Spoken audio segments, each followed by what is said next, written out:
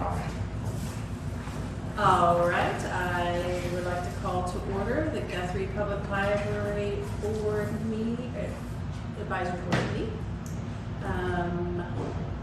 President Grace Lorenz present, and let's go ahead and do roll call. Brenda Forster, Samantha Stewart, Jamie Newton, Cameron Smith, sorry. And Tammy Holson. Okay.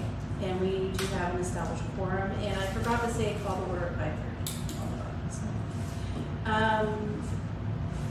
When it comes to the meeting minutes from July of 2025, did everyone have a chance to review?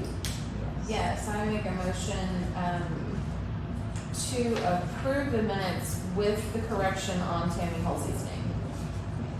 So that is spelling Tammy's name Tammie. Correct. Great. We'll go ahead and make that adjustment. I'll second that motion. Okay. And the next on the agenda is the director's report. Already? Sorry. Okay. Let's go to do the vote. Sorry. So everyone who has reviewed the meeting minutes, do you approve? Aye. Okay. Thank you for the reminder. All right, Cameron. All right, let's go ahead and move to Floor is your yours. report. Sir, I'm still getting used to the glasses. This is I think my first meeting where I've worn them. So just a couple updates for you. The big update as far as the library goes is that every year I am required, in order to get state funding, I have to submit a large report to the Oklahoma Department of Libraries. And my goal this year was to submit all the data, submit it correctly, and have it not only accepted, but not have to do like a whole page of follow-up questions on, Cameron, you said you had this many books last year. How come you only have this many this year? I got the report done early, and the only question that they had was they wanted some contact information for our French group, and that's it. And I even said, I submitted the report. My goal is not to have any questions, but that never happens. They always ask questions. Well, maybe they just asked that just so they would have a question to ask. Good job.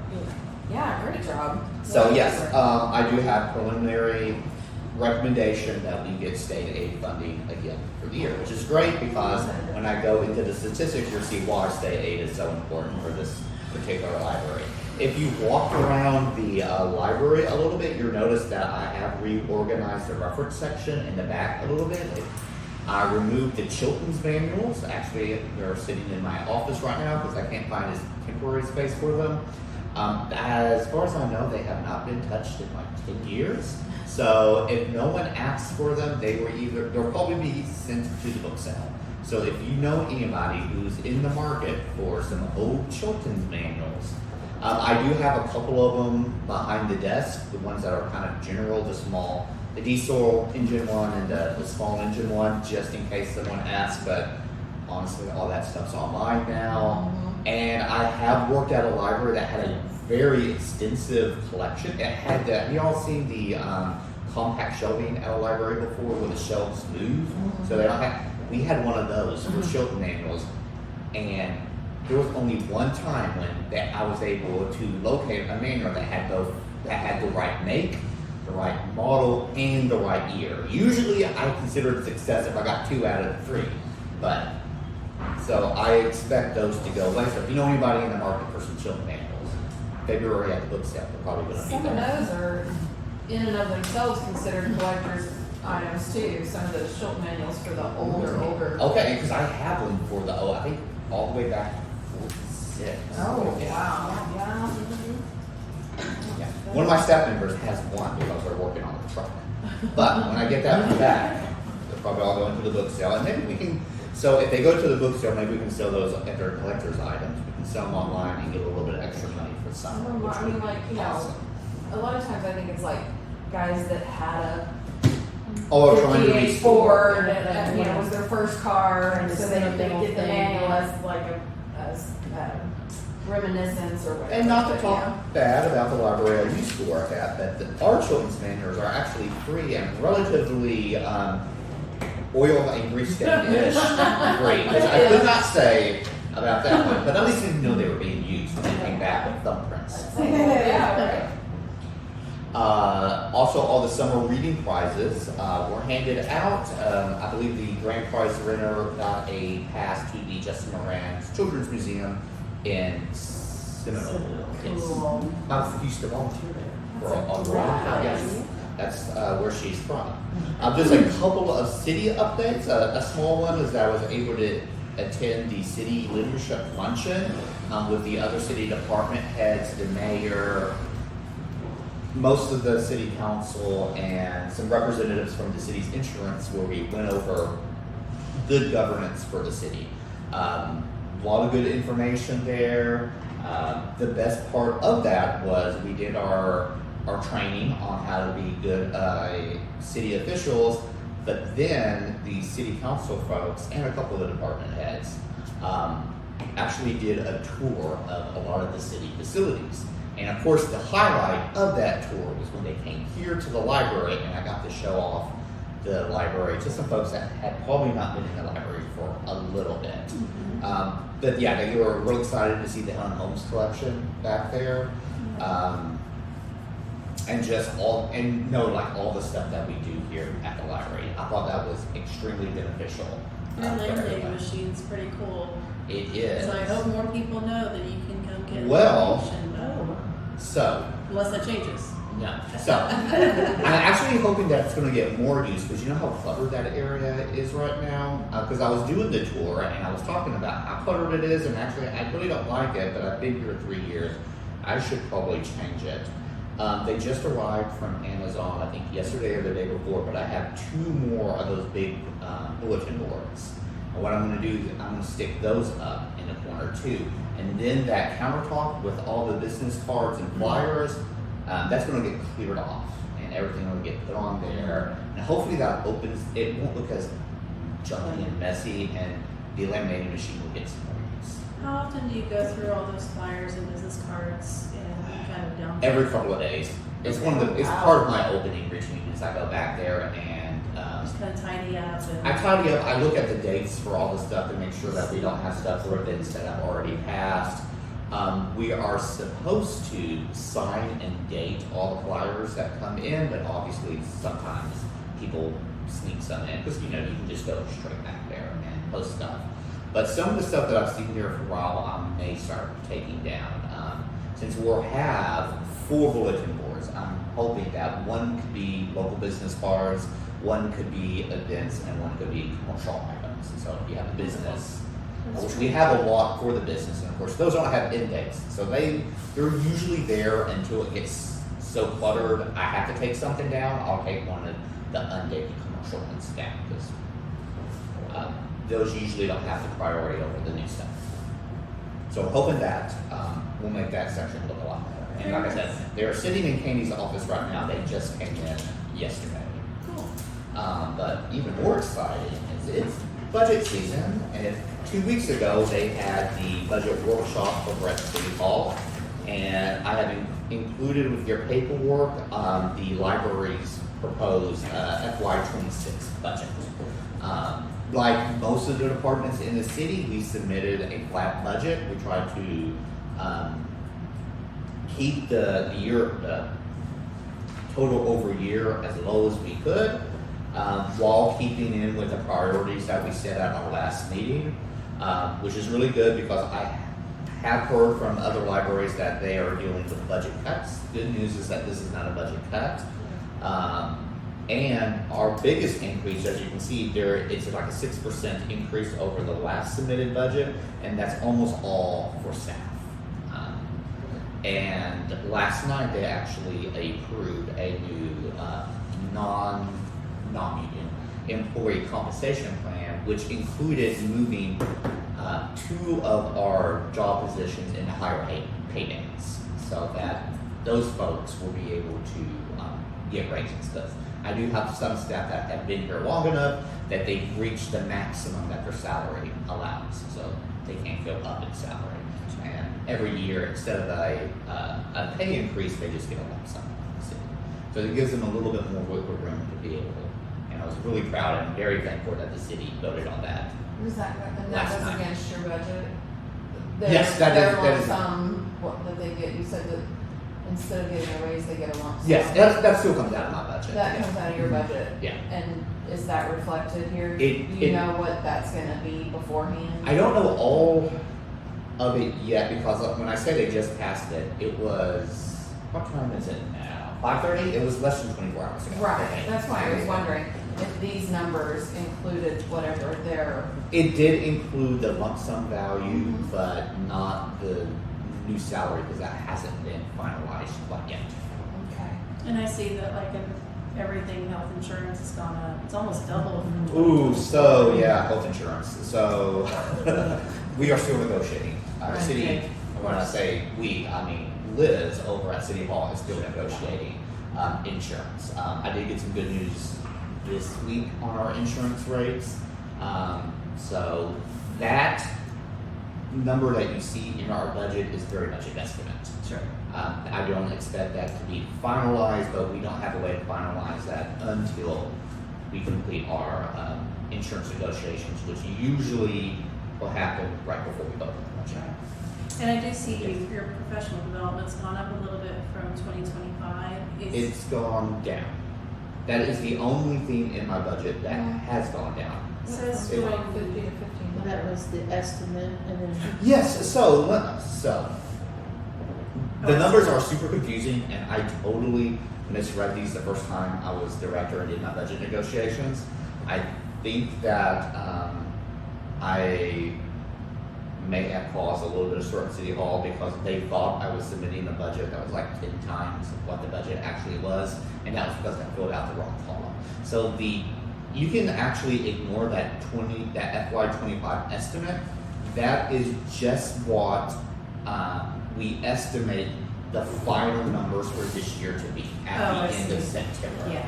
So my actual budget is under the FY25, and then my proposed, yeah. I gotcha, that makes sense. Yeah, and that's a tool there, yeah. So, So, question on, yes. well, I'm really excited that the Mhm. city has decided to adjust the salaries. Yeah. For, you know, cost of living increase or whatever Mhm. the reason was. While it's not reflected here yet, Mhm. obviously, like you said, it's only 24 hours old. But does that mean that you're gonna have to adjust your numbers elsewhere to accommodate Yeah. for the increase in the salary? It does not. Good. So, the good thing is that for most of the personnel services category there, that's out of my hands. They may tell me that I'm giving out too many raises to my staff, but they have not mentioned that yet, so I'm gonna continue giving out the raises that I plan on giving out, and I have notified them that these are the pay increases I'm expecting, and it was reflected in this budget, and they did work the numbers with the lump sum and then with the salary increase that were good on either way. I was just concerned that the city council had voted for the city at large, but then it was Mhm. gonna have to affect some of your material and supplies No. numbers, so No. I'm glad to know that it does So not have to when affect the that. final numbers do go before the vote, because the numbers that they vote on at the budget workshop are, their best Mhm. guess at what it would be like. And the big unknown is insurance and a little bit on the salary. I almost lost my train of thought. So when they do finally vote, when they do vote on the final budget, not finally vote on the budget, when they vote for the final budget, there will be more accurate numbers there. And those numbers are not going to affect the more discretionary items, which for personnel services is just mileage and professional development. Like I said, really the only change I made is I took $500 out of professional development and put it into library supplies. The reason it being is that the professional development budget was a big increase from the previous budget because I had gotten permission to take a bunch of the staff to conferences and stuff like Sure. that. I knew you guys was wrong. Yes, Right. yes. And And there's I one thought there year. was another one coming up, which is why I was asking. Yes, and I'm wrong. I'll get to that. So what we found out this year is the idea is that half the staff would go to conference one year, and the other half would go the year after that. It was supposed to be myself, one of the clerks, who's out there right now, and our children's librarian was supposed to go to the Oklahoma Library Association's conference, which is the one we typically go to, and for good reason. It's probably the one, it's nearby, and all the stuff is super relevant to the stuff that we hear, and it's fairly reasonably priced. The problem is because of staffing, the children's librarian and clerk did get to go all 2 sessions and do all the stuff. I ended up having to stay at the library to keep it open, so I missed over a day's worth of presentations. So I was probably a little bit too ambitious, thinking that I could, without closing the library, send half my staff to conference every year, especially the same conference. Like maybe if we spread it out a little bit, that would be more doable. The problem is that really OLA, the Oklahoma Library Association Conference, is the only big one in the state. If they were going to do another conference, it would be out of state, which would be more expensive and draw on other stuff. And if you spread it out, it would be a lot more expensive too, because you'd be Yeah. to, So I was actually already planning on, instead of sending 3 people, just send 2 people at a time, but just rotate those 2 people.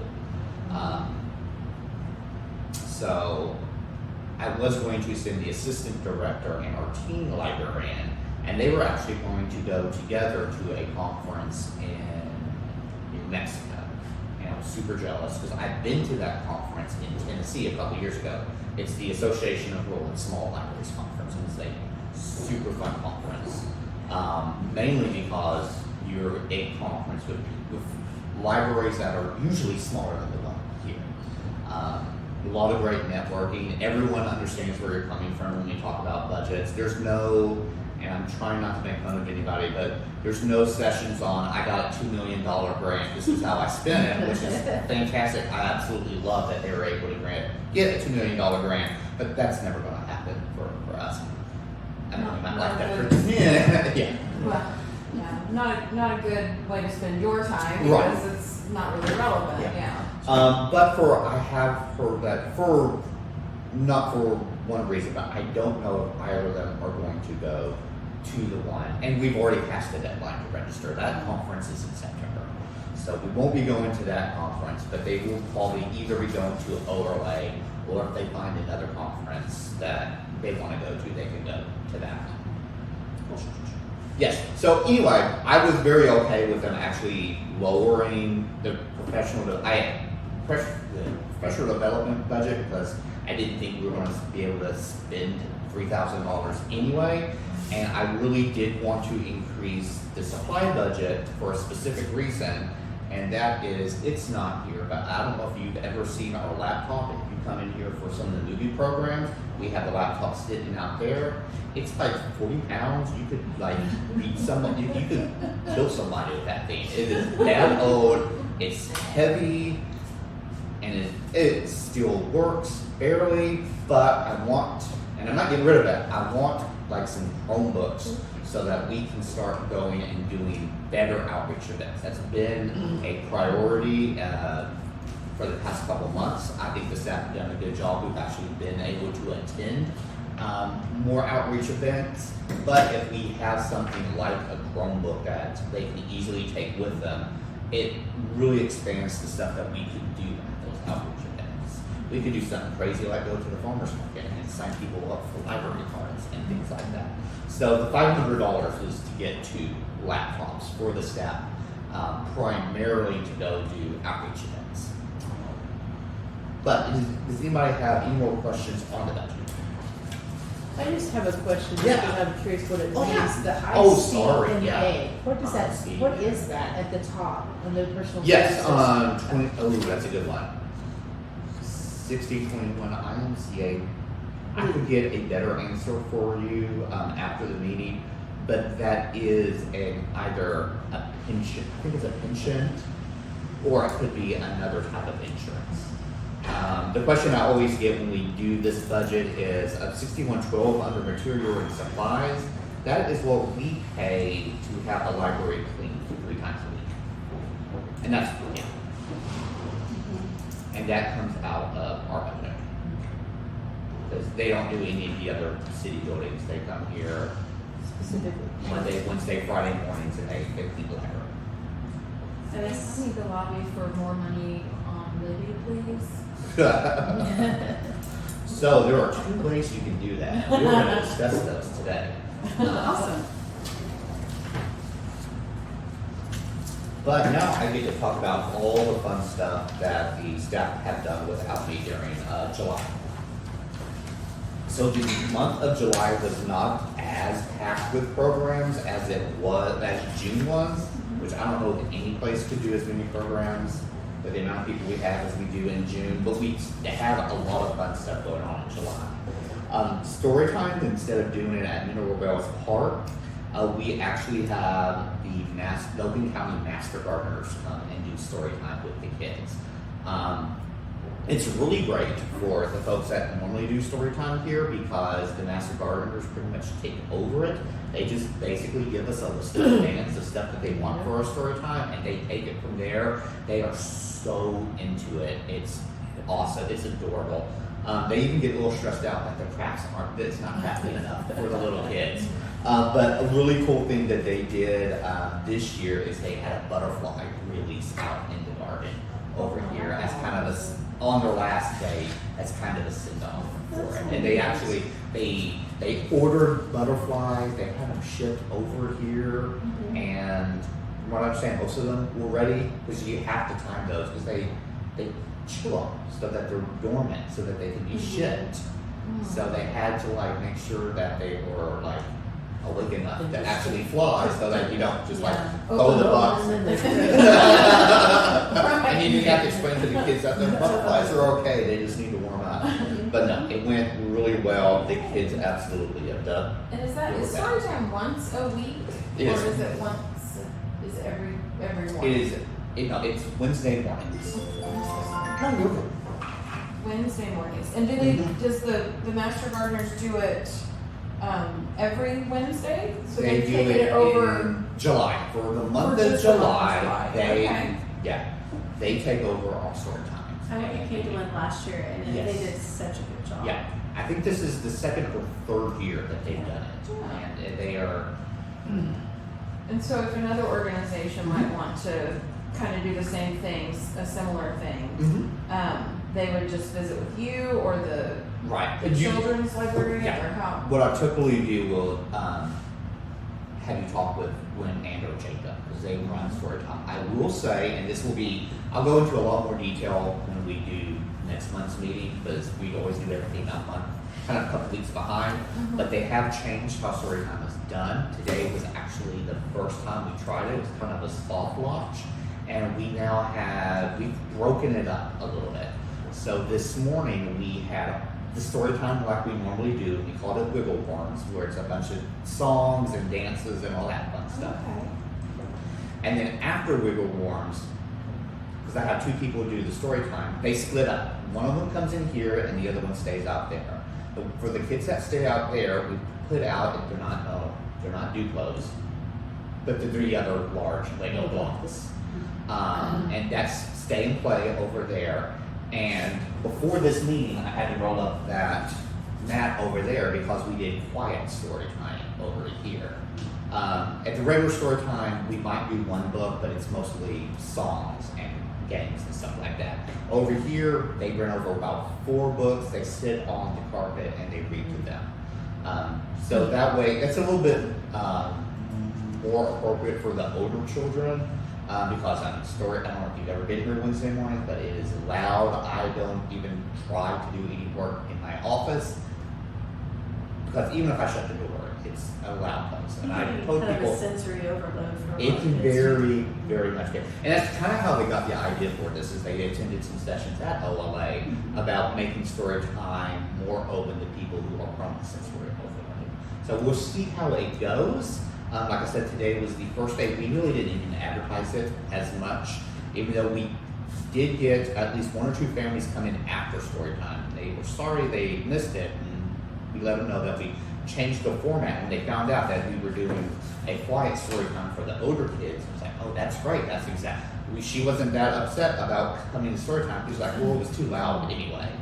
So one, they get to sleep in a little bit, because that one doesn't start until 11, and it's more appropriate for the older kids who just want to have stories for everything. So looking forward to that. So what ages are welcome at story time? 8 inch. Any age? If you want to come up here and just have a story read to you, or do fork, spoon, spatula, yeah, absolutely do that. But, yeah, we don't enforce You know, the some libraries do like 3, Repeat right? that, please. it's fork, knife, spoon, spatula, cha cha cha. Like Okay. I say, I can hear them in my office. I know that song. By I heart. heart. Yes, by now. Yeah, we don't enforce like an age range or anything like I that. know If some an do like older under kid, 5, 3, 4, and 5 or whatever. and Yeah, they're strict some of about them it, are, So, yeah, I have been to the libraries that they and the reason they do that is to keep the size of the group right, manageable. right. Well, and it is hard to, if you are doing a craft, Mhm. to have a 2-year-old and a 10-year-old. Yeah. So Right. I get that. Mhm. So. Yeah, so we just kind of let them solve. If you are an older kid that wants to just play with blocks, yeah, you can do that. You got a really tiny one that just likes to lay Just back and have stories watch. read to them, yeah, it's no problem. All So right. it starts Wednesday mornings at 10 a.m. At So 10:30 Jane, for the wiggle next ones. Wednesday. I'm coming to the quiet time. The quiet one, yes. Have somebody read to me? Yeah. No, the reason why I'm asking is because the VFW and VFW Auxiliary have youth programs that we try to do things around some of the ideas that our national leaders Yeah. have. And literacy is one of the big things for our youth activities program. And reading or providing patriotic books Mhm. and that sort of thing. So I would maybe like to get with Gwen or Jacob Yeah. and see if we couldn't do, story time with veterans, maybe for one of the months or That would be something cool, like yeah. that. We could do patriotic reading, and I would just encourage any other people out there that, have a group or a civic organization that, that would be a really great way to reach out to the community, to the younger ones, and then to their parents too. And so I think that would be a fantastic way for us to work on our literacy programs within the VFW. And especially when we partner with other groups for children's programs, story time's usually what we Next do. one. Yeah. Mhm. If it's regular, we have a built-in audience for that. We have Mhm. it's about 65 people showed up Oh, this wow. morning. Like I said, it was loud. That's why it was so loud. Fantastic. 65. Fantastic. Yeah. Well, thank you for answering all the Of questions. course. All right. So moving on, we had the Bob Ross Sugar and Art. I'm so intrigued. I didn't make it for that one. but- Oh, I'll tell you about it. So it was very heavy on the sugar, and big surprise, they focused more on the sugar part than the art part. What? So I don't want to assume anything, but I remember being younger and Bob Ross being on TV. Mhm. The show was always on PBS. Happy Usually, Trees. yes. We actually showed one of his shows. The kids gave up on following Mr. Ross within 5 minutes. The man just moved too fast for them. yeah. There was one kid that was, he came in and he was going to do a picture like Bob Ross, and he couldn't keep up. His trees, he just couldn't get them happy in as quick of a time. But I thought that was hilarious because I don't remember Bob being particularly fast with the paintings, but they I probably didn't either, were, and but that's yeah. one of the things you think of when you think of Bob Ross is how slow he talked, very calm. he Yeah, was. did not But- think slow. But apparently, Yeah, yeah. I mean, he did a whole painting in half an hour. That's true. I mean, that's true. So how many attended that? Do you know? That was our main tween group, and we usually get about a little more than half a dozen for those. I don't have the exact numbers off the top of my head, but it was about half a dozen. That's nice. The tween afternoon movie focused on stop motion animation, which was something that the tweens decided on. And for the last one, they had a little pizza party because the teens get like a big send off for the end of summer that I'll go over next month. The tweens don't really get like a big program for themselves, so he bought a bunch of pizzas for them. which was pretty awesome. We had a scavenger hunt every week at the library. It went out on Monday. Our folks came in and like hid the objects. We did a theme for every week, and that was one of those that was like way more. We just thought, yeah, it might be fun, and if some kids do it, that's awesome. No, it was really popular. We had kids show up every week specifically to do the scavenger hunt. I actually got some critique because we handed out buttons and stickers, and we ran out of buttons. It was like, you know what, man? I know where the machine is. I'm just going to make you a button real quick. It was not up to that gentleman's expectations. So I think he came back on a different day and had a better button maker. I apologize. I almost broke the machine.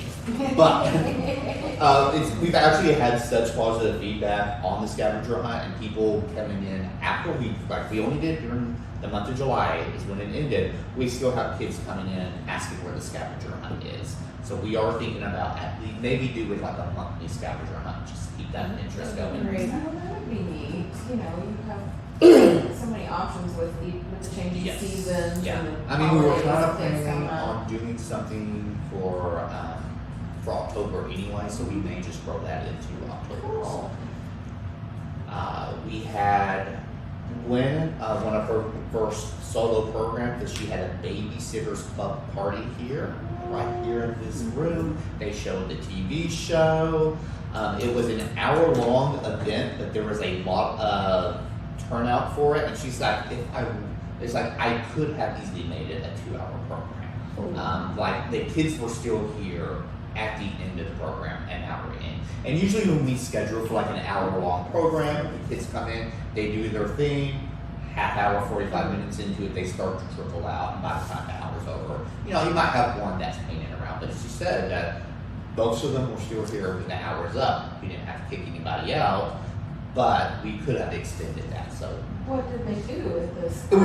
it was crafts and stuff like that, and they watched a movie and got to hang out. I was like, there's a TV show? I don't remember reading Yeah, the the books. books, and there's TV shows. Oh, there are I just ate books, myself. there are graphic novels, there is Babysitter's Little Sister. Yes. I don't know if you know this, but I have a 9-year-old, so I am much more on top of Babysitter's Little I have a than I've 7-year-old ever that's been. about to be, so Yes. I think that's a great idea Yeah. for a program. it is. And I think that it could go so many different ways and include so many different things. I mean, she could have a guest speaker to come in and, talk about when you're Yeah. babysitting and, for emergencies, what do you do if you're babysitting and this happens, and show them, things like that. And I think that's a really cool, I'm glad she thought of that. I love Yeah, that. that's really I was awesome. really proud. She was able. This was one of those what she did start to finish. This was her idea, and she ran with it. She did all the promotion for So you it. do it again? I don't know if we're gonna do it again, She but might have a bunch of adults show up that Yeah. were kids. I will let them know. The on top of that idea, Jamie, maybe something with the why for babysitters training. Yeah. For some of I the have kids. worked at a library where we try to get a certified Yeah. person to come in, and it was like babysitting 101, and it was one of those things you could start not knowing anything about babysitting, but by the end of the time you are CPR certified and have all the stuff. Mhm. That's cool. I can't remember exactly, and this was in a different city. I can't remember exactly why. I can't remember if it was a cost or availability thing, but we didn't quite get it to work the way we wanted it to. Sure. So that is a good idea. But the Something that guest we probably speaker could. idea would be great too. Yeah, make it a little different. They don't all have to be just watching the show, and Yeah. I think that would really be open to a lot of different Mhm. things You that know, she could really yeah. branch out that idea. We did a similar theme in Bluey a couple of months ago. Mhm. I try not to bring that up because there's a little bit of PSTD over that event. We did not. We knew it would be a big event, but it was yeah. Crazy. Apparently somebody on Facebook found out about it or something, but it was one of those things where we had a line and we had to sit. Oh, wow, yeah. Uh, unexpected in a good way, but unexpected. We also did hydro dipping, which is kind of like tie dyeing for objects. The main feedback when I talked to the children's librarian about that was that it was unbelievably hot that day, but everyone still had a good time, which I think is good praise for That was a big hit the last time. Yeah. I think I remember them doing that before. They did like a tennis shoe or They did tennis shoes. something like that, and it was a big hit the first time. So cool. Just moving on to the teen programs, we had a teen afternoon movie and anime club. The great thing about what happened this year is, this is a really weird metaphor, and I have been told, now that I work in libraries, to stop using sports metaphors when you're talking about library work. But your teen programs are like college football. You only get them for a couple years, and then they go on to do something else. So there is a natural ebb and flow as you get a good group of teens, and then eventually they insist on it every year of growing up and then being ready for other stuff. The good news is that we were actually able to get new teens in and applications for the Teen Library Council through the movies. So yeah, apparently some of our younger members of the Teen Council were able to talk to friends to come into the library to watch the movies. They had enough of a good time at the movies that they put in applications to be a part of the Teen Library Council. Awesome. So it's been a good recruitment tool for us. Cool. They also, and I've never heard about this until I've worked here, we had a potato potluck, which everyone got to bring their favorite potato dishes, like chips and all sorts of things. And they watched some of the best 80s movies, not that I'm trying to critique. They watched Ghostbusters and The Princess Bride. Yeah, it was Great. which at least one of those is based on a book, so still gets to keep on literary. Right. The escape room was actually a lot of fun. I got to help test run some of the riddles for that. Since our theme was art, they tried to recreate an art heist, and they had to solve the riddles to be able to progress until they got to the painting. An interesting thing is that we actually used AI a little bit to help write the riddles and the prompt for it. Very nice. Yeah. That's a good use for AI. Yeah.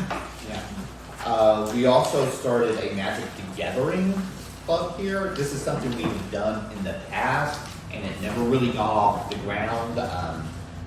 Was able to generate some interest, but not quite enough. But we had a really solid group. More than half a dozen kids showed up for that. So we're hoping that we can keep the momentum and that be a regular thing over here at the library.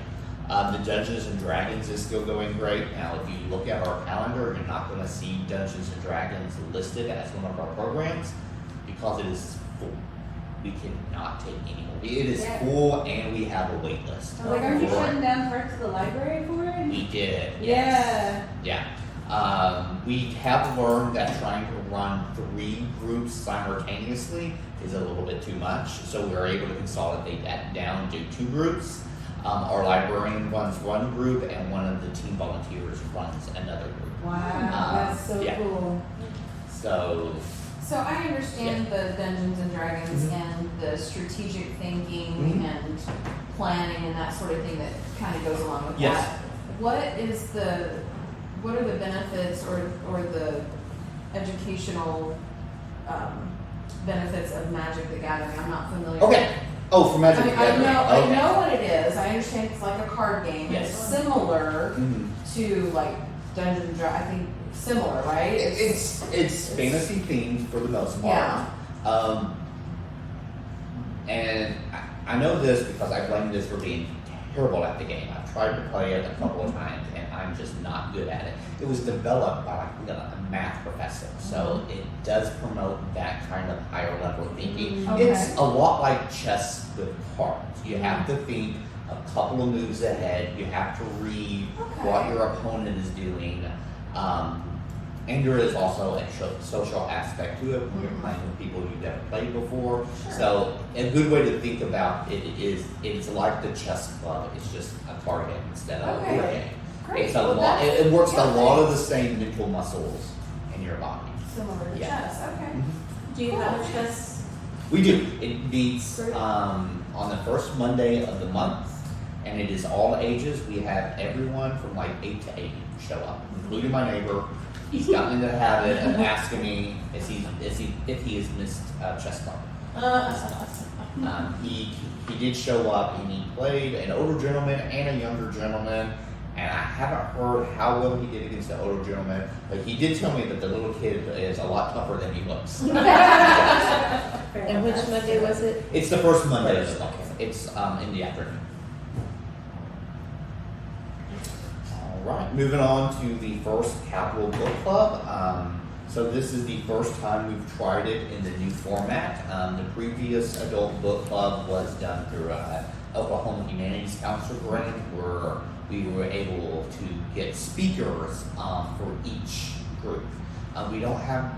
We decided not to try to recreate getting the speakers, but the group gets to decide the format of it and the themes of the book, and it is more like a traditional book club where we have the questions and everyone sits down and talks about it.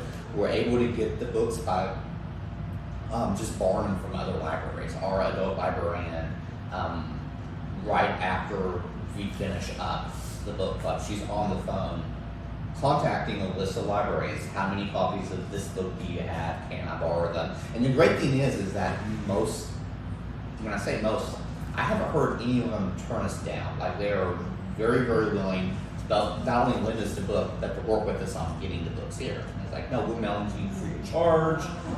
You know what? I'm heading over that way next week. Why don't I just stop by and get them? So that has been really good. And I have heard back from some of the folks that went to the inaugural First Capital Book Club, and I heard nothing but good stuff. It was a good conversation. Some of them did miss having the speaker there, but the thing with having a speaker is, sometimes you get great speakers, and it's really awesome when you have those great speakers.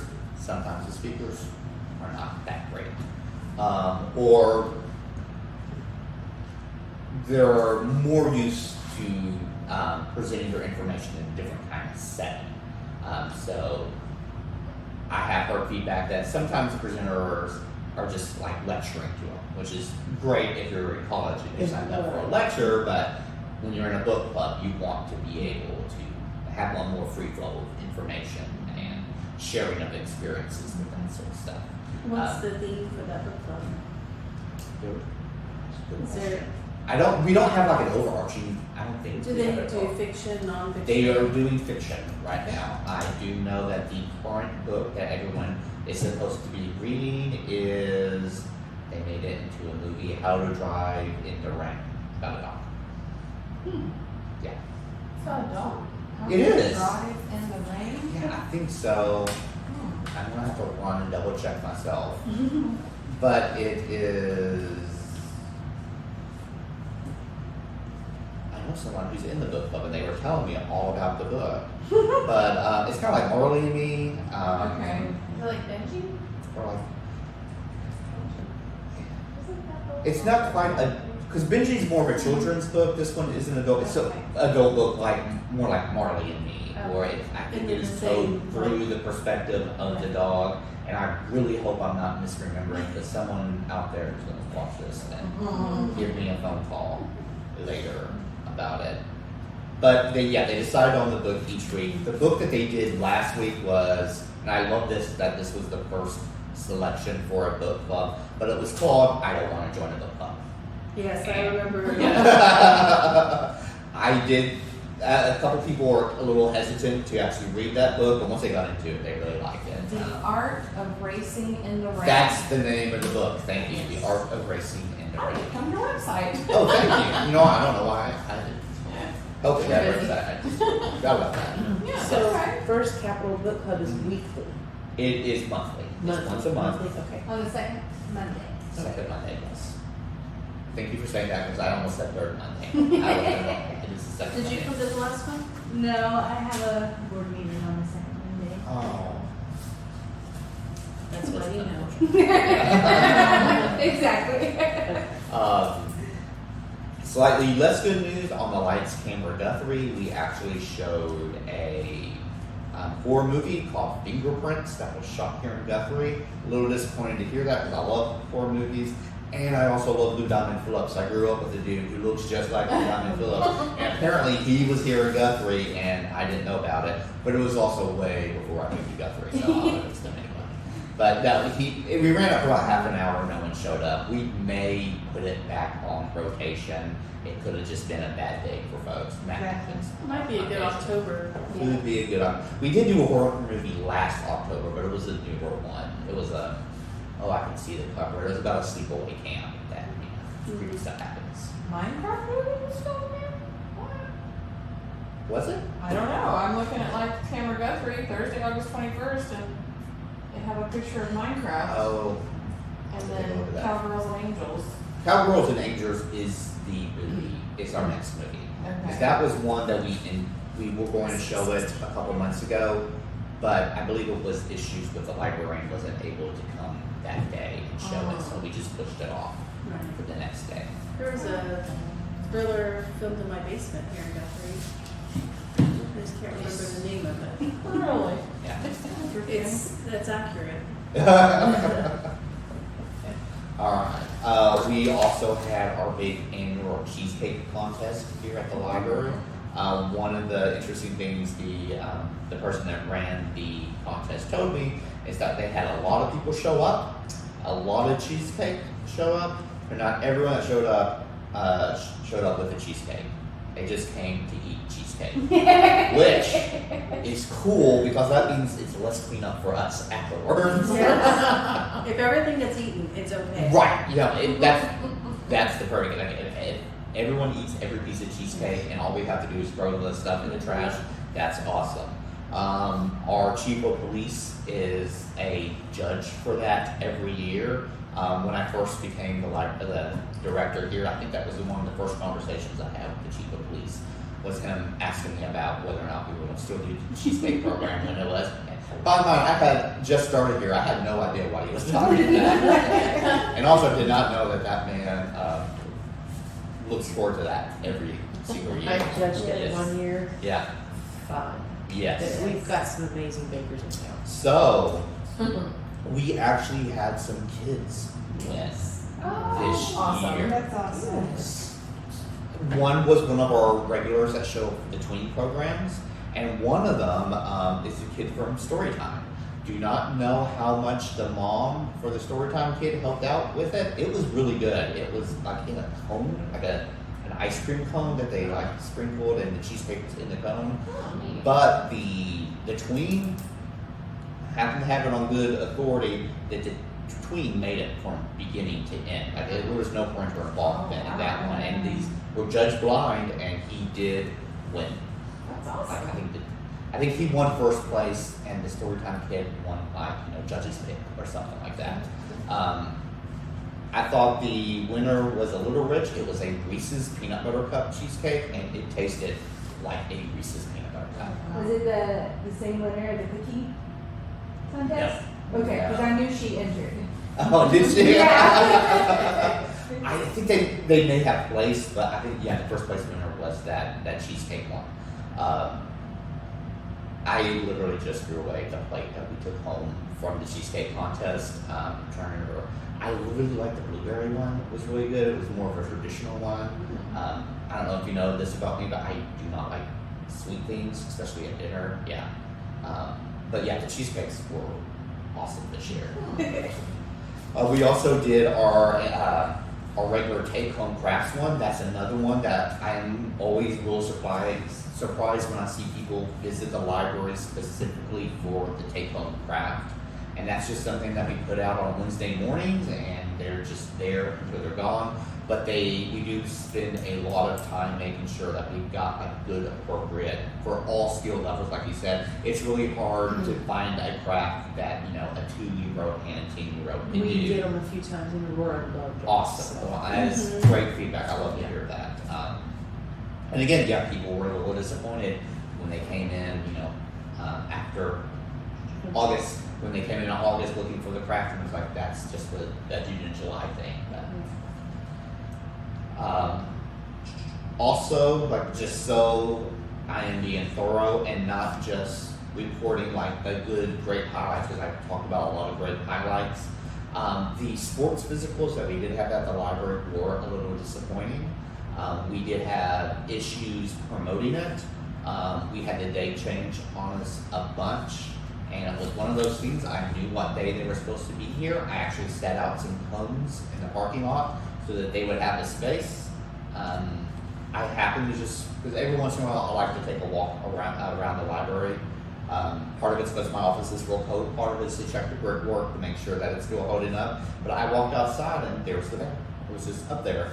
And I went inside and was like, hey, did we know that they're doing the sports physicals? Do we need to make like an announcement so if anybody showed up for it? No. They just showed up and then they just left. I wish I had numbers for you on how many people were able to get a sports physical, but I have no clue. Did you speak to them at all? I think one of our staff did speak with them for a second because we were told that they were going to be doing physicals and immunization. Now, this is what happened. They were supposed to do physicals and immunizations, and we had a staff member that wanted to take advantage of getting their immunizations done. They went to the trailer. They had no idea what we were talking about with the immunizations. Like, we can do the physical, but we can't do the immunizations. So it was. So they never came into the building and spoke no. to anybody, or No. And I will say that this was not the Logan County Health Department, and I should correct myself because I did say in one of the chamber coffees that the Logan County was going to be at the library doing sports physical. It was another county that did it. And I do not know what the breakdown came in. It was just kind of weird that, the van just kind of showed up, and then I went back outside like an hour or two later and it was gone. And it's like, anybody know that they were gone? I'm like, no, we didn't know. That's so weird that they wouldn't come in and say, hey, we're here. I think it's a great idea because parents, I've seen it all over Facebook, looking and can't get to a regular doctor. We're thinking about, we're still going to, try it again. yeah, we're still going to try again, but I think we're going to try to work on a better date for it. And definitely a different vendor. Maybe. We do know that the date moved around on us a lot. And that affected. That obviously affected things. I think this was like our third or fourth date that we had scheduled for the new And year. just to, Yes. so I'm just gonna backtrack a little bit. Sure, on the absolutely. take-home crafts. If like a business wanted to sponsor a take-home craft and just give it to, without having their name, but just as a gift, Mm-hmm. would that be okay with the library? Like, give you the supplies Right. and then you would give them. Right. We would run it like Andy first, but I Right. can't think of a reason why we wouldn't do something like that. We'd have to do it early, just because we tend to plan way things ahead. way Sure. ahead. So, like, if you already planned 8 weeks worth Sure. of crafts, we may not be able to squeeze in that ninth one. Right. But if someone wanted to sponsor crafts like in October Mhm. and say, I can put together these kits and give them to you for this week, and Mhm. it would just be a repeat. Yeah. I don't see why we wouldn't be able to make something like that happen, just as long as we had enough lead-in time. Just curious. And even if we didn't have, I'm thinking of we would want lead-in time just so that we could like put it in the utility bill and stuff like Absolutely. that. If someone showed up and said, hey, I would be 100% honest with you, if someone showed up tomorrow morning with a box that said, I've got these crafts to get out, I would take that box. We would either put them on the counter, or we would probably put them in the lobby. If you did not know that table in the lobby is the free table. Anything that's on there is free to take. And we do occasionally, we'll get donations and stuff like that, and that's where we would put them. But we do put stuff on the desk, especially if it's with a group that we know. I feel terrible, I'm forgetting their name, but it's Steven, who's also on the Parks Board, and I think the Planning Commission has been giving out seats all summer. And they have a point over at City Hall and over at Miyamoka, I'm sure other places too, but those are the two that I know about, and here at the library. And he comes in every couple of days and just refills. They're just, you guys can go get them right now. They're just bags of seats. They're expired seats from I think Walmart. They just got a huge donation of seats, and this is how they're giving it to the community. Okay. I'm actually really surprised that we're giving out that many. He was telling me that if Guthrie is not like a garden city with plants growing all over the place, we may fail because, I mean, it's a box of seeds that we're giving out every couple of days. But, sorry, I'm getting slightly off track. Okay. But, yes, if anybody wanted to donate craft material for us to do like a take-home craft, that would be awesome. Okay. We just like to work with them first. I just wanted to make sure, because I know there are budgetary constraints on that, Yeah. and so if anyone had the, Mhm. possibility of doing that. Okay. Yeah, and especially at certain times of the year, the take-home crafts are really, really big That's with what us. sounds Yeah, and with the Lego Club / Art for Afternoons, they are some of our biggest programs during the school year. It's actually our big after-school program, and they were actually able to keep that same momentum through the summer too. It's a very, very steady group of people. We did have some of them disappear over the summer, but they were replaced by people we hadn't seen yet, and we're going to see if those new people are going to still be here now that school has started. But yeah, we have, oh man, at least 24 people show up. Like if 24 is like a kind of a slow day for those programs. So our big programs are the Lego Club Art for Afternoon, which is our big after-school program, and then our Storytime programs are huge, which when we go to the statistics, you'll see that those are huge curve in the statistics. Speaking of, time to go over the statistics. All right, just real quick, I am very happy to see that we are still maintaining an upward trend in the amount of library card holders. This is especially true since we have been a lot more active in making people renew their accounts. So the numbers that we see are actually people that have been using the library at least once a year. And that number is a really strong number for a community our size. And the fact that we have any upward growth says a whole lot about the community. 500 increase in 4 months? Yeah. That's great. Yeah, yeah, and that's with people dropping off too, because we drop people's accounts expired. Yeah. We had a slight dip in the number of visits, but that's pretty to be expected whenever we do summer. And just a heads up, if I continue showing this stat, as you can see from the bottom there, that goes down. Our winter months are slow months, but that is the time that we do our big projects. Our holdings, I think the staff are doing a fantastic job of making sure that we maintain a relevant collection for it.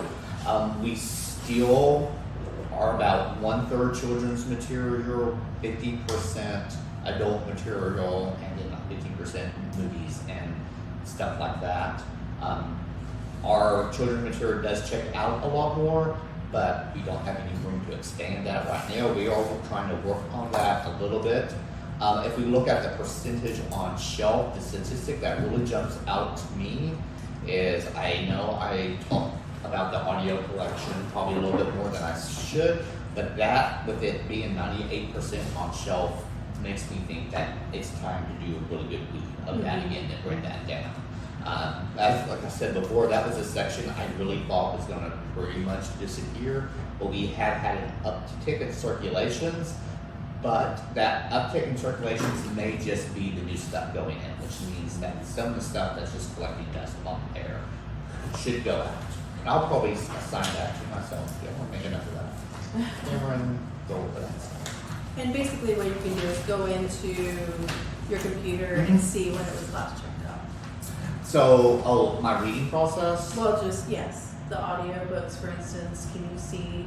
So, I'm one of those, and there are, with librarians, you either get librarians that absolutely love to read, or the librarians that are hoarders and never want to get rid of anything. I am very much the one that loves to read. It's one of my absolute favorite things to do. Well, and I've seen those statistics where Yes. you weeded, you cleaned out, and And it's stuff goes useful. up. It does. That happens every time. Yeah. So and I train folks here how to do reading. I always tell people it is a very, very personal process. There is no right way Sure. to do the weeding.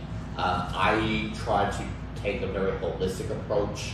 I will say that I do look like an overall statistic and try to get a target number of how much I should weed, but there's a lot of different ways to decide what stays in the collection and what moves. There's a lot of statistics, but of course, the statistics need a proper context, and that's something that we go over with. I'm sorry if I'm going to go on a long rant, but I'm going to try to cut myself off because I probably could talk for hours on this. Sure. So basically, if you know that your library doesn't get a lot of like people reading westerns, for Yes. instance, Mhm. and you have like 14 westerns that haven't had anyone check them out in 20 years or Oh, whatever. that does. And the phrase I always tell people, especially those ones that I unfairly called hoarders like 2 seconds ago, the phrase is that it is going to make someone so happy when it goes to the book sale. Oh yes, yeah. absolutely. So things like westerns, it's funny you bring up westerns.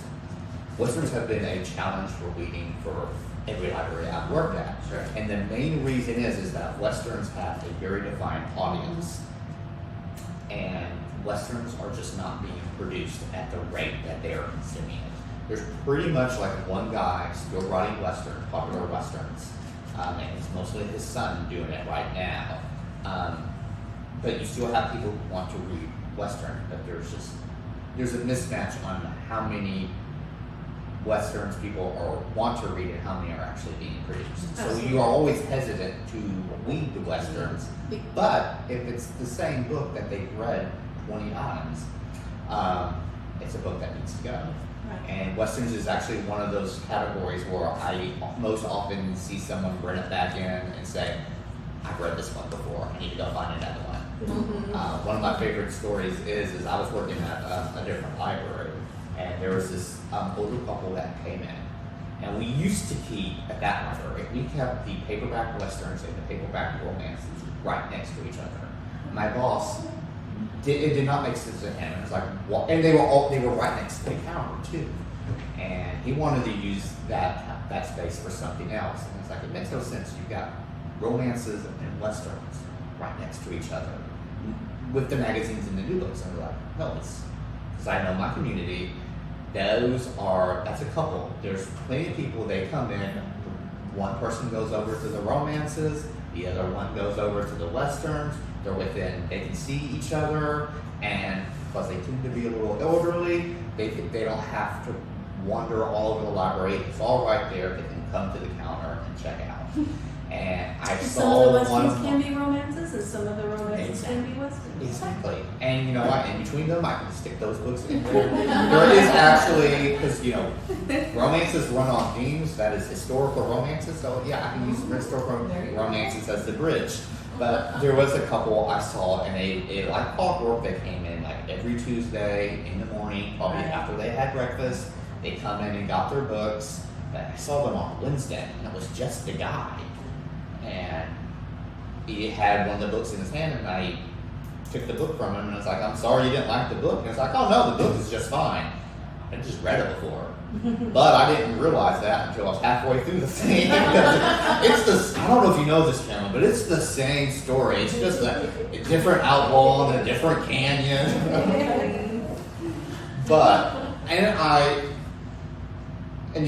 The reason why those books are popular is they are very comforting to read. And Sure. as someone who likes to read mass marketed horror books, I do the same thing. It's just a slightly different genre. All right. Just going into the program attendance, one of the odd things I noticed is that we had a really big jump in the average attendance between June and July for the adult programs and the teen programs. My suspicion is that the book club is probably the reason because we just brought that back this month. That probably accounts for the rise in that one. And for the teens, I'm hoping that is, and I don't have any data to back this up yet, we'll see if this trend sustains. I'm really hoping that is the new kids that we are starting to see at the teen programs. Do you see now a that's- lot of them repeated from tween going up to teen? We do, yes. Okay, that's good. Because there's the magic age 12. I don't know Sure. if you know about this. You can do both. You can do both. So you get to go to the tween meetings and to the teen programs. And you get to tell your siblings all that are still tweens, all the cool stuff that happens in the teen programs that they're not allowed to do. So that makes our children's librarian's job difficult because he has to explain why we're not doing the exact same thing the teens are doing. But I'm not the But children's it librarian, also so is I a just hear great, about that. great anticipatory thing. Yes, It's like yes. a coming of age story. And all that's just off the top of your head, right? Oh yeah, that is theoretically that's something that could happen. I mean, I guess I could conceive of that. Right. Yeah. Yeah. I'm not gonna say the name, but it happens. Okay.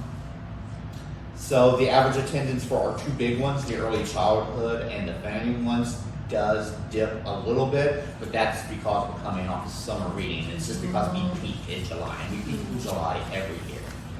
If it was anything different, I would actually probably be suspicious and have to go into the data and figure out why we're not. Because hey, July is our big month. That should be the month that we have the highest attendance for students. And even though, if we go look at the average attendance on the next page, of course we have that really, really high number for early childhood, and that is because we count the parents too. So we're getting twice the numbers with the same amount of participation. Also, traditionally, because we have the library life cycle, young children is a huge program. And the families it's a lot of overlap between the folks that come to the early childhood program and to the family ones. I want to say even those make it look like our tween, teen, and adult programs are not doing very well because they're not as high as those other two. But I can tell you that those numbers are very respectable, especially for a community this size. And the fact is that there's not a lot of variation. We are getting a steady group of people showing up for those programs.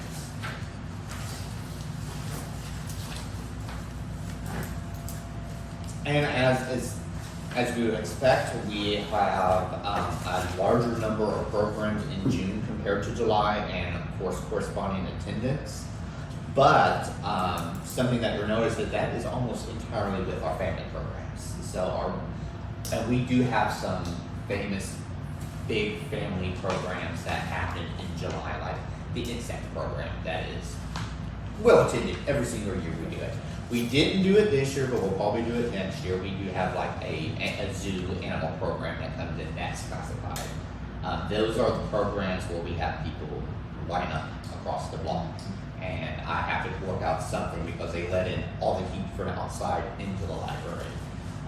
Seriously, I think it was last year, the library was like 7 degrees hotter than it should be. And that was because we had a line going out into the parking lot to see the animals. Why does February have a star on it? February has a star. Yeah, on all the ones. Not just those two, but. I think I know. I think that is the month that we are missing data. Oh, okay. Yes, that is. So that is when we had someone, our children's librarian, left through the middle of the month, and they had not recorded their programs in there yet. So that is just a little mark to say that we have incomplete data for the month of Where February. was SRP after June? Huh? June SRP was summer reading program. Summer reading program, yes. Right, sorry. Yeah. My mind was not going. You're there. very good. No, they are. Mine wasn't grabbing a hold of that one. So the next two pie graphs just shows you, it kind of illustrates a lot of the same information that was in the other charts. And that is that even though the family and children's to a lesser degree have a lot more attendance compared to the number of programs that we're providing them. Our family programs is 50% over the year, our attendance compared to the other types of programs. All right, so earlier I mentioned that I was able to complete the annual report and be qualified for state funding. So we get about $16,000 a year from the state of Oklahoma to run. And that's just a check that gets put in a special deposit. I wanted to illustrate how different libraries are and how we spend that money. So what I did is I took 4 other libraries, so we had a good number of libraries to compare, 5 libraries. Yukon, Dewey, Claremore, and Guthrie. Just to show you how we all decide to spend the state money. I thought it was really interesting that Yukon and Dewey both spend their money on the same thing, just a little bit different amounts. They spend their money on books and other stuff. Miscellaneous just means that it is not a book or a database or an electronic book or equipment. Literally everything else is put in miscellaneous. So what are they spending it on? Just in trying to anticipate the question, I honestly don't know. I could probably reach out. No, Yukon's got a new person. I assume that that's probably programming. They may use that to kind of supplement their summer reading program. Could it be computers? Computers would be under equipment. Yeah. But it's literally just anything else. If we start this, if the state starts to see a large number of that miscellaneous, they may break that down later. But I did think it was interesting that so much of the money spent at those two libraries were for either books or for miscellaneous. And I have learned that traditionally the money from the state has been used to purchase books for the collection. Guyman and Claremore, their numbers are actually fairly similar, and they spend a little bit of that money on everything. They spend some of it on equipment, some of it on books, some of it to supplement the databases, kind of in different amounts. It does look like Claremore doesn't spend state aid on ebooks or databases, especially on books, but it does look like they mainly use their state aid checks to kind of supplement their budget. It's not quite as targeted as you're about to see that we use it for, or for that Yukon do we do it. For us, and hopefully this makes some of y'all happy, we spend our state aid money almost exclusively on quote unquote computer stuff. So if you can access it on a computer at the Guthrie Library, chances are that we spent state aid on that. So the ebook, that 25% there, that is our contribution to the Oklahoma Virtual Library. That all comes out of state aid. All the databases that we serve here, that all comes out of state aid. The equipment, I had a little bit of extra money left over, so I spent it on that graphic novel rack in the teen area. That's that 3% right there.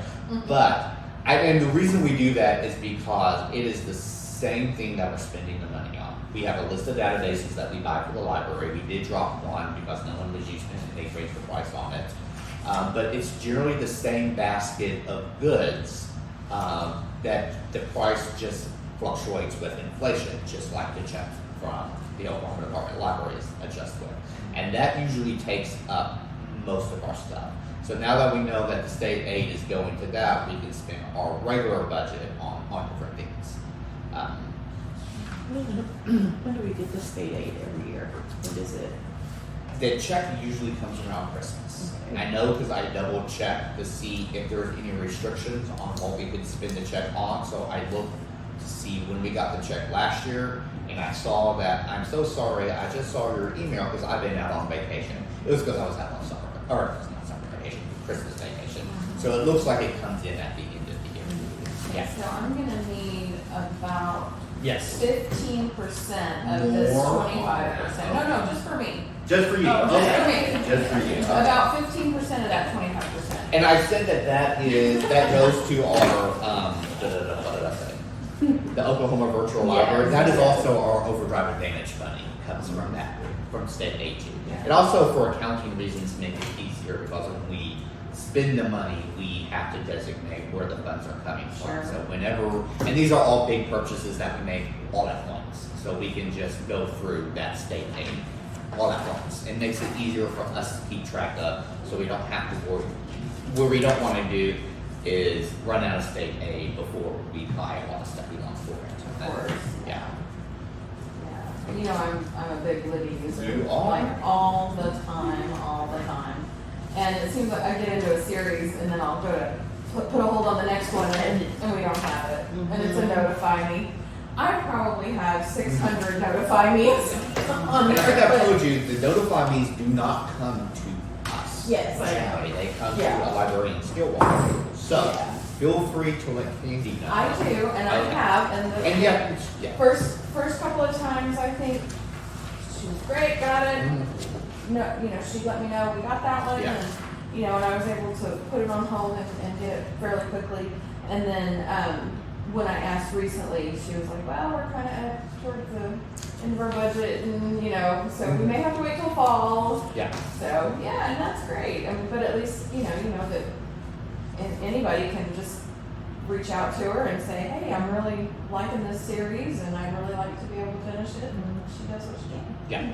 It's awesome. And yeah, and it's always good to revisit those just because the prices for ebooks are going to go on way too long. Yeah. Pricey. Those, one, way too expensive for what, but also they fluctuate over time. So just because you can't afford it one month, Doesn't- they oh, yeah. yeah. Also because the lending models change, so they may not offer the cheap version of it. This, I believe, like the metered one, where you get 10 checkouts of the book instead of like a year lease. Yeah. So sometimes, and it depends. I don't know if there's any rhyme or reason on why a book may be offered in one version and not the other. But a New York Those Times are- bestseller might be a lot more expensive. Oh yeah, no, Yeah, no, no, definitely. no. Something that's been out for a few months. I that- would.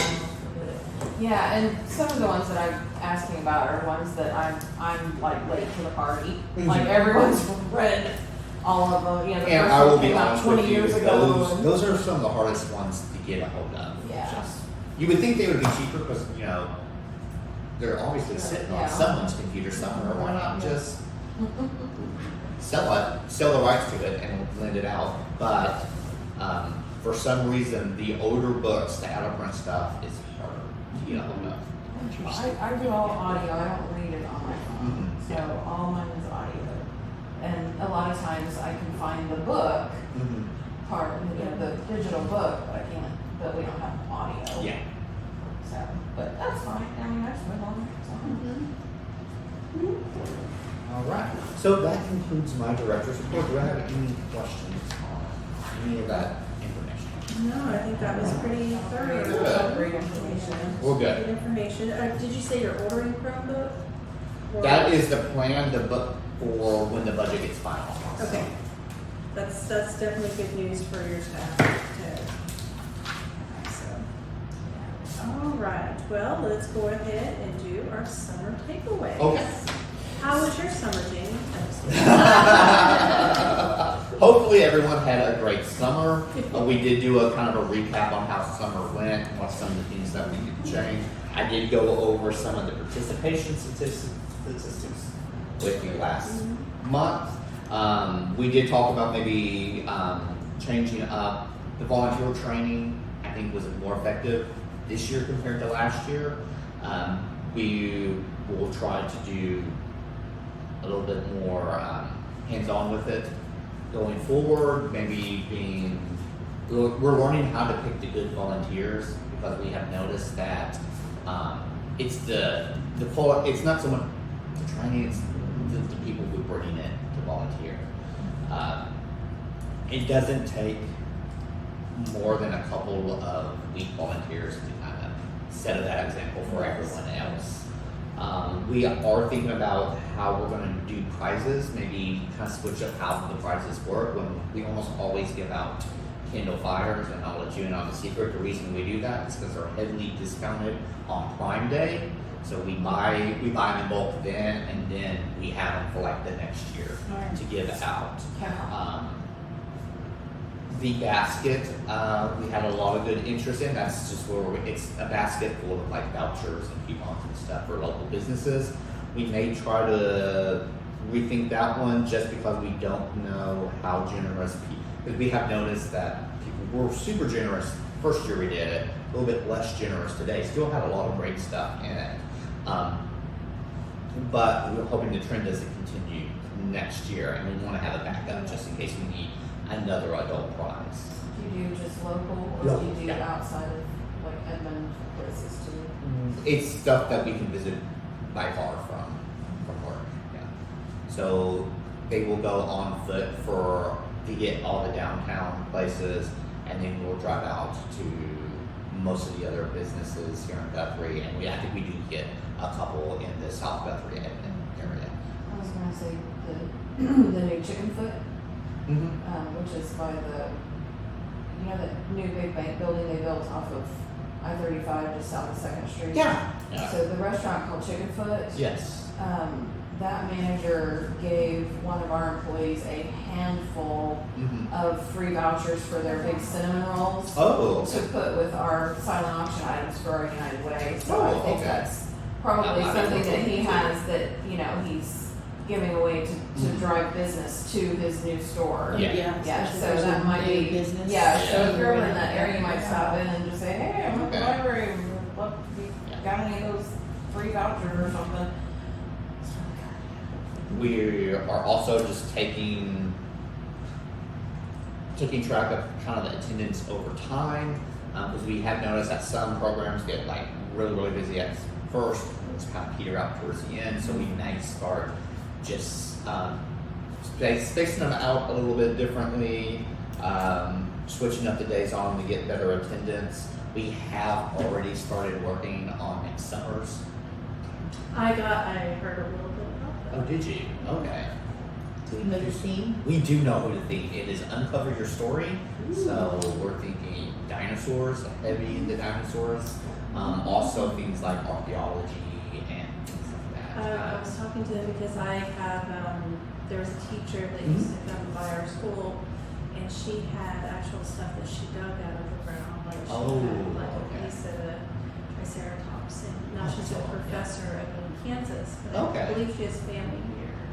So if she's here next summer, I'm gonna Yes. contact her Please do. Yeah. this week to see if she'd be available next summer. Yeah. I know an Egyptologist Yeah. nearby, so I have talked to her, Cool. and no definite plans yet, but I'm hoping that we can bring them in for. You know, October. another cool thing would be like when Shonda and her husband were renovating their house Mhm.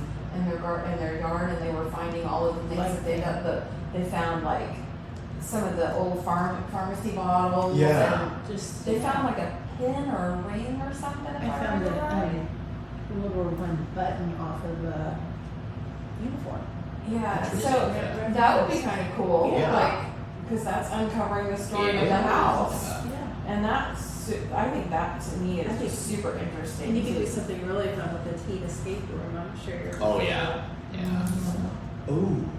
Maybe I'll have the Egyptologist help with that. That would be neat. Yeah. I mean, I could talk to her. And you know, one of the first things I thought of when you said that, Mm-hmm.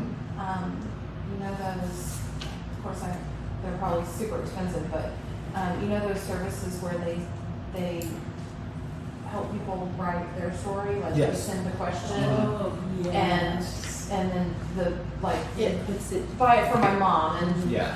sends her a question and she answers the question, like Mm-hmm. where she grew up or what she did, you know, as a kid and things like that. And they do it for like 365 days or something. They send them a new question and then Yeah. they compile it into a book.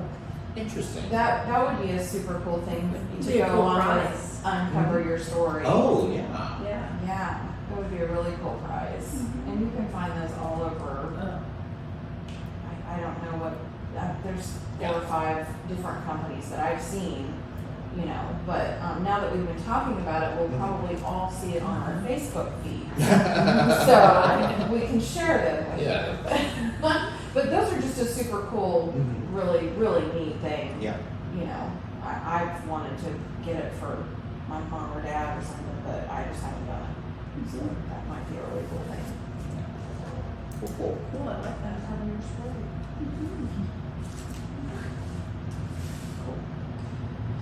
Yeah. So those were the big takeaways that because I think it was earlier this week, we all met to kind of discuss what we had learned and what we can do better next year. Is there any, oh, sorry. Yeah, go ahead. Is there any program that you definitely want to cut that just wasn't successful, or revamp it, rethink how you're going to do it? Nothing that we're going to cut. We did have to cut the animal program because it was just too expensive. But we are hoping that we'll have the funds this year to be able to bring that back. No promises. Anybody out there? But that is something that we're looking at, is actually kind of adding to.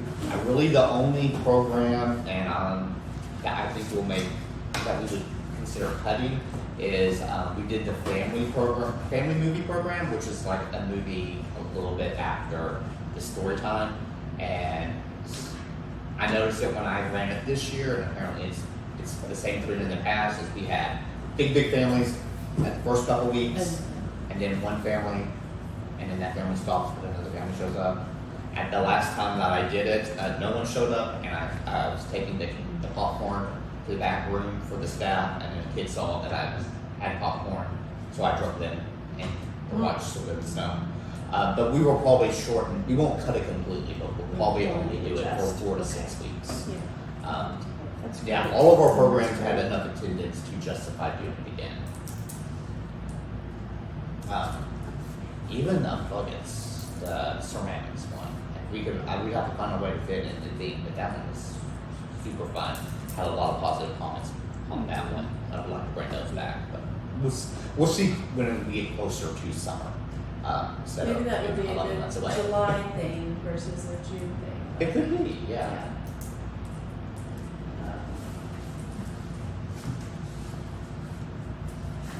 We need to ask businesses to sponsor things like that. Mhm. Like the animal program that was just outside the budget, Yeah. but it was a huge hit. Mhm. I think it'd be worth, contacting somebody like Mosquito Authority or Pest Authority Yeah. or something connected with animals, like Oh, for specific. to be a sponsor Yeah. for that specific program. Okay. One of the Skunk bait. advisors, yeah, Somebody like skunk bait that they make their living taking care taking of. care of and, doing things like that would lend itself perfectly to be a business sponsor for a Yeah. program like that. I know it creates a little bit more work for you guys Yeah. to call around and try to think of things like that, but, like you said, that program is just so popular. Mhm. And the good thing about this coming summer, because last summer, because of the way the grants were, we weren't eligible for some grants this summer that we will be eligible for next summer. So we're expecting to have a bigger budget to be able to do next summer's programs. That's why I was saying I think we'll be able to do the animal program, just because some of the bigger grants because they don't give you the grant every year, you have to take a break. It just so happened that some of our bigger grants, that was the year we were taking a break from that grant. All right, so let's go ahead and review the summer feeding program. Summer feeding program I thought went really well. We learned a lot of lessons from the first year. This is the second year we've done the program. Something we did notice is that we had 75 boxes of food delivered every week. The first month we were giving out between in the high 60s, low 70s for the boxes. Right about the time we hit July, the numbers kind of halved for that. So what I think we will do next year, and we kept on coming up with different theories on why that was happening. We did have a bunch of families who knew them by name that showed up every week for the boxes. We don't know if it was just bad timing. I don't know if that shortened window hurt us as much as I thought it would. Or maybe they just really stocked up on the month of June because they're non-perishable food. Maybe the need for extra food in July wasn't as severe as it was in June. But what we'll probably do is we'll probably start tapering off the deliveries in July. Which we did have food left over at the end of the program this year, which we didn't have last year. But last year, the idea was only to run it through 1 month. But it was so popular, I ran it the rest of the way. Didn't get any more deliveries. We just handed out the food that was left over. But we only gave back like half a pallet, I think 40 or 50 boxes. My personal experience was my daughter would say, "Oh crap, is this Thursday?" Yeah. By the And yeah. and by the time she remembered it was Thursday, it was past the time. Exactly. And so it wasn't a matter of, and she'd kick herself for it. Oh, because yeah. she was. And I have thought about maybe moving the time. Maybe this would be better done on Saturdays. We were trying to, and with it being 3 hours, there was no way to get the storytime kids and people who have work. And this year, I do know that I wanted to weigh it more towards people coming off of work because I know because I used to be in that situation. When you're working all the time, you don't have a lot of free time to do stuff like this. So there may be tons of programs where they could have picked up food, but most of those are only open during business hours. And if you are working during business hours, I wanted them to be an option for you. So on this Yes. one, because this is the one until I was here, excuse me, I didn't know about it. Oh, sure, yeah. And how has it been advertised, or how? Because like Ariel my daughter could have benefited from this too. Yeah.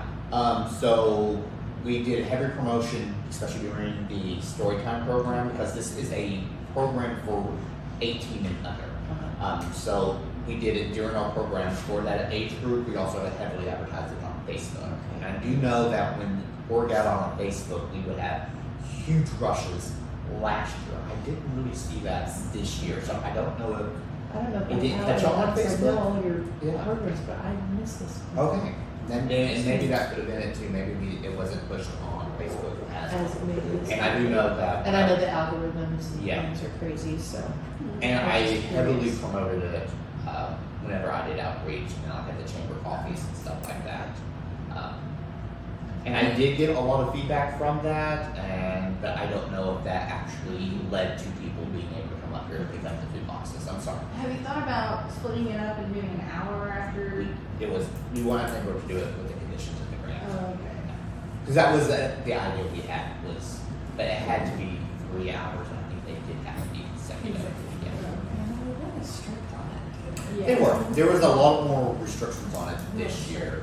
Yeah. Well, hopefully next year the conditions won't be And and one of the things I learned is not to overplan for it, because we had a big plan ready to be put in place, and then we found out all the restrictions and couldn't do any of the stuff we had prepared for. But overall, I think it was a success. I think we gave out almost 5,000 bills over the summer. Wow. So that's a big win. Now, the next item on the agenda is public comments, but the strategic plan is after that. Sure, let's go ahead and go to the strategic plan. This is really just an update for that. I was really hoping that the AOA grant would be complete about this time, but I haven't heard about it wrapping up yet, other than One of my folks. questions. Yeah. I do expect to hear something. I'll hopefully have a better update for you next time around. But this was kind of the target date when they thought they were going to be wrapping up the program. So really for the strategic plan, my next step is just I have that list of folks to email. I'm going to send the email to the folks in this room first, just kind of to test it out. You let me know if the email even made any sense. If it doesn't, I'll go back on the drawing board and kind of reword it. Instead of doing the form like we talked about earlier, I think just sending out an open form question. It'll be more work for me when I'm trying to code it, but it won't be that bad because I coded the last series of data. Sure. I also wanted to point out that the performance measure that is measured by the state is going to be library policy next year. So I really want to get the strategic plan finalized before we do a policy review, because our policy should match our strategic plan. And so I'm hoping to have the strategic plan kind of settled before we start doing policy review, and I'm hoping then this will probably fall under next year's library board. But my idea is that we will go through the policy just chunks at a time. We'll dedicate one meeting to one section, and we'll just go through it line by line. I'll get your feedback, and then we'll be able to send a document. Because whatever we decide as policy for the library, I will have to take before city council and justify stuff. I do have some ideas of stuff that I would like to see changed, but that's something that we're going to do as a group. Okay. Hopefully that makes sense. Yeah. Yeah. So we should be hearing back from the OSU students? I hope so, yeah. Okay, we should probably start out classes. They finished their degree. This was the last thing, and they finished their degree. They were going to wrap up this project by the end of summer, which I guess technically it could still be considered summer. Right. And when I get in contact with them, I'll just let them know that, because I really hope, I do know the last time I talked to them, they were concerned about the lack of response they were getting when she was calling. But by Euro data set, out of state number, I have heard people come to me asking about spam calls Okay. of people thinking they were getting calls from spammers, and after talking to them, I realized that it was the student. So, yeah. So there could be a lot of people just avoiding the phone call. So we may not be able to get actionable data. But that's Does Stillwater have a 918 or a 405? they have 918, but the student is from out of state. Sure. Yeah. I just didn't know if she was in Stillwater that Yeah. she'd be. Yeah, I think I talked to them because the first delay had to do with them moving back out of state. Even Yeah. me, if I don't know you, I don't even. Yeah, I mean, I'll look that up. I'm the same way. If they I had contacted me, three I'll today, call I'm them. like, don't know you. Yes. But they're leaving messages. They are leaving messages. Hopefully, they'll be able to get enough data for us to be actionable. But I do want to caution that it is very Cannot much be within. completely. It's very possible that the data is not something that we can run with. Yeah. We do have other data from the first result that we could use, but so it won't be a complete loss. But hopefully, we'll get good news for that. Okay. Alright. Well, the next item on the agenda is the public comments, and since we don't have anyone from the public comment, then I will move on to the adjournment as